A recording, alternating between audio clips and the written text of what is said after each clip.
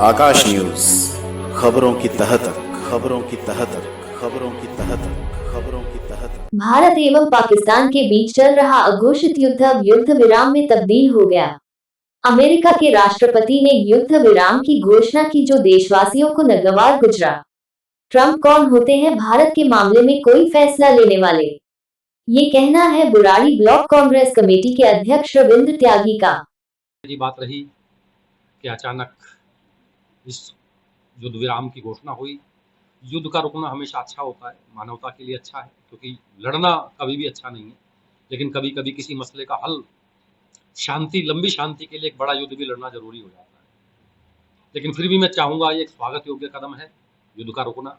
लेकिन यहाँ पर कुछ 2-3 सवाल मेरे हैं जो मैं भारत सरकार से, मोदी सरकार से करना चाहता हूँ।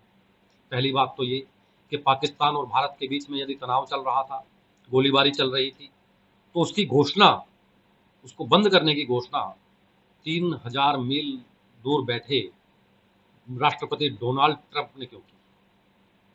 यदि कोई बातचीत की भी गई थी, यदि एक ऐसी घोषणा होनी भी थी, तो ये भारत की सेना कर सकती थी, पाकिस्तान की सेना कर सकती थी, भारत का कोई अधिकारी कर सकता था या पाकिस्तान का कोई अधिकारी कर सकता था। लेकिन यहाँ पर मैं समझता हूँ देश को, भारत को बड़ा नीचा देखना पड़ा है कि ऐसा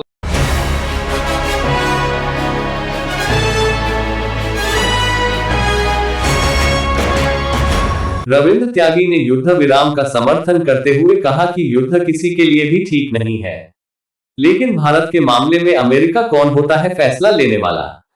उन्होंने कहा कि जिस प्रकार से ट्रंप ने ट्वीट कर भारत और पाकिस्तान के युद्ध विराम की घोषणा की, तो ऐसा लगा कि किसी क्लास का मॉनिटर दो छात्रों के झगड़े को डांटकर समाप्त कर रहा हो। रविंद्र त्यागी ने कहा कि हमारी सरकार जब थी, चाहे इंदिरा गांधी जी रही हो या फिर राजीव गांधी जी, कभी भी अमेरिका की मध्यस्थता को स्वीकार नहीं किया था। लेकिन आज मोदी जी ने घुटने टेकर भारत के लोगों का सिर शर्म से झुका दिया। सर, जब देश इंतजार कर रहा था कि शायद भारत पाकिस्तान पे कुछ बड़ा करेगा या फिर पीओके हमारे पास आएगा, ऐसे में एकाएक युद्ध विराम हुआ। और वो भी युद्ध विराम ऐसा हुआ जो एक तीसरा देश उसकी घोषणा करता है। क्या कहेंगे, किस रूप में देखते हैं इसे? देखिए, जहाँ तक पीओके आने की और अखंड भारत की जो बातें लोग करते हैं, उस विषय पर तो फिर कभी हम बैठ के विस्तार में चर्चा करेंगे। लेकिन अब हम फिलहाल जो हमारे सामने विषय है कि भारत और पाकिस्तान के बीच में जो तनाव बढ़ा, जिस तरह की नापाक हरकत पाकिस्तान पिछले 30-35 वर्षों से लगातार भारत के अंदर आतंकवादियों को भेजकर अनेक प्रकार की घटनाएं उन्होंने कराई हैं, और फिर एक ऐसी घटना उन्होंने की और इसके लिए तनाव बढ़ा। देखिए, उस तनाव में हमारी सरकार ने, हमारी सेनाओं ने जो भी फैसले लिए, पूरा विपक्ष, पूरा देश का हर नागरिक सरकार के और सेनाओं के साथ रहा। और कोशिश ये थी हम लोगों की, अभी मानना ये था कि इस बार कुछ निर्णायक होगा और पाकिस्तान को अपनी ये जो आतंकी फैक्ट्री है बंद करना पड़ेगी। लेकिन एक आश्चर्य की बात रही कि अचानक इस युद्ध विराम की घोषणा हुई। युद्ध का रुकना हमेशा अच्छा होता है, मानवता के लिए अच्छा है, क्योंकि लड़ना कभी भी अच्छा नहीं है। लेकिन कभी कभी किसी मसले का हल, शांति, लंबी शांति के लिए एक बड़ा युद्ध भी लड़ना जरूरी हो जाता है। लेकिन फिर भी मैं चाहूँगा, ये एक स्वागत योग्य कदम है युद्ध का रुकना। लेकिन यहाँ पर कुछ 2-3 सवाल मेरे हैं जो मैं भारत सरकार से, मोदी सरकार से करना चाहता हूँ। पहली बात तो ये कि पाकिस्तान और भारत के बीच में यदि तनाव चल रहा था, गोलीबारी चल रही थी, तो उसकी घोषणा, उसको बंद करने की घोषणा 3000 मील दूर बैठे राष्ट्रपति डोनाल्ड ट्रंप ने क्यों की? यदि कोई बातचीत की भी गई थी, यदि एक ऐसी घोषणा होनी भी थी, तो ये भारत की सेना कर सकती थी, पाकिस्तान की सेना कर सकती थी, भारत का कोई अधिकारी कर सकता था या पाकिस्तान का कोई अधिकारी कर सकता था। लेकिन यहाँ पर मैं समझता हूँ देश को, भारत को बड़ा नीचा देखना पड़ा है कि ऐसा लगा जैसे एक कहीं क्लास का मॉनिटर हो और उसने दो झगड़ते हुए बच्चों को डांट करके चुप करके बैठा दिया हो, जिस तरह से ट्रंप ने वहां से ट्वीट किया। दूसरा सवाल मैं सरकार से ये पूछना चाहता हूं कि 26/11 की जो मुंबई की घटना हुई थी, उसके बाद से भारत में एक कंसेंसस बना था, एक सर्वसम्मति बनी थी, न केवल भारत सरकार की बल्कि विपक्ष के साथ भी, कि पाकिस्तान से कोई बातचीत तब तक नहीं होगी जब तक पाकिस्तान के अंदर चलने वाली आतंकी फैक्ट्रियां बंद नहीं होंगी। मोदी सरकार ने आने के बाद उस समझौते से हमारी जो सरसम्मति थी उससे पीछे हटे। इन्होंने लगातार पाकिस्तान से बातचीत की, पाकिस्तान के प्रधानमंत्री को अपने शपथ ग्रहण में भी बुलाया, खुद भी वहां गए। उसके बावजूद हासिल क्या हुआ? अब अमेरिका कह रहा है कि हम तीसरी जगह पर बैठ करके इनकी बातचीत कराएंगे। यहाँ पर मेरा सवाल ये है, क्या भारत देश की संप्रभुता को मोदी सरकार ने कहीं किसी के पास गिरवी रख दिया है कि तीसरा देश हमें डिक्टेट कर रहा है?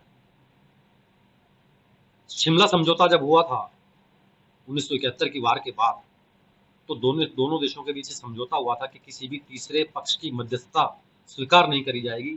उसके बाद से पाकिस्तान लगातार कभी यूएनओ, कभी अमेरिका, कभी किसी और देश की मध्यस्थता की कोशिश करता रहा है, लेकिन भारत सरकार चाहे किसी भी पार्टी की सरकार रही हो, हमेशा उनका मानना यही रहा है, भारत सरकार का एक मानना रहा है कि हम किसी भी तीसरे पक्ष की मध्यस्थता स्वीकार नहीं करेंगे। कोई बातचीत अगर होनी है तो भारत और पाकिस्तान के बीच में होनी है। तो अब क्या भारत ने तीसरे देश की मध्यस्थता स्वीकार करके शिमला समझौते के उस शर्त को खत्म कर दिया? तीसरा सवाल मैं ये पूछना चाहता हूं कि जिस प्रकार से ये घोषणा हुई है, अमेरिका ने करी है, तो ऐसी कौन सी परिस्थितियां भारत सरकार के सामने बनी? क्या हमारी सेना कमजोर पड़ रही थी, या हमारे नेता कमजोर पड़ रहे थे, या किसी और मजबूरी के कारण अमेरिका की तरफ से घोषणा हुई और भारत को अपने कदम पीछे खींचने पड़े?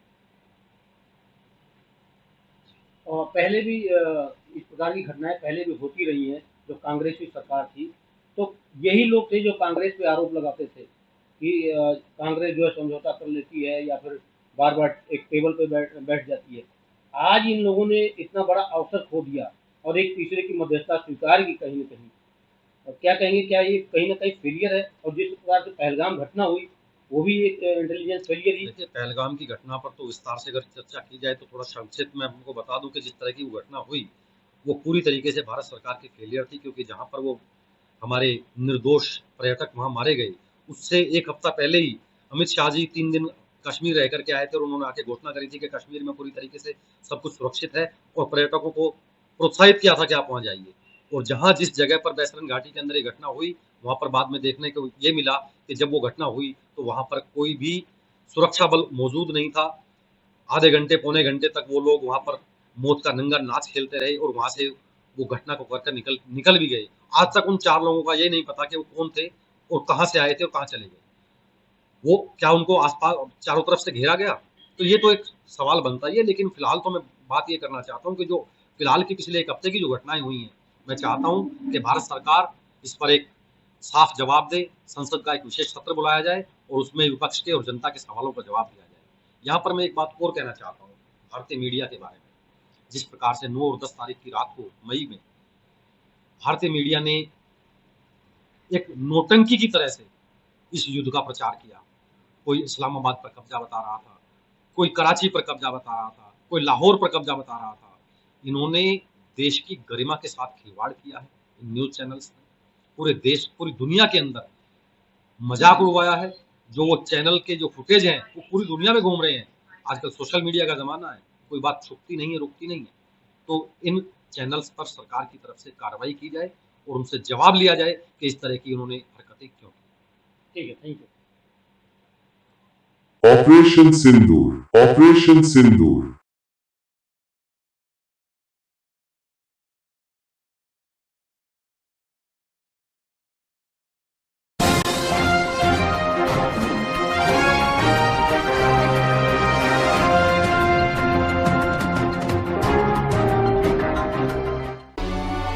आकाश न्यूज, खबरों की तह तक, खबरों की तह तक, खबरों की तह तक, खबरों की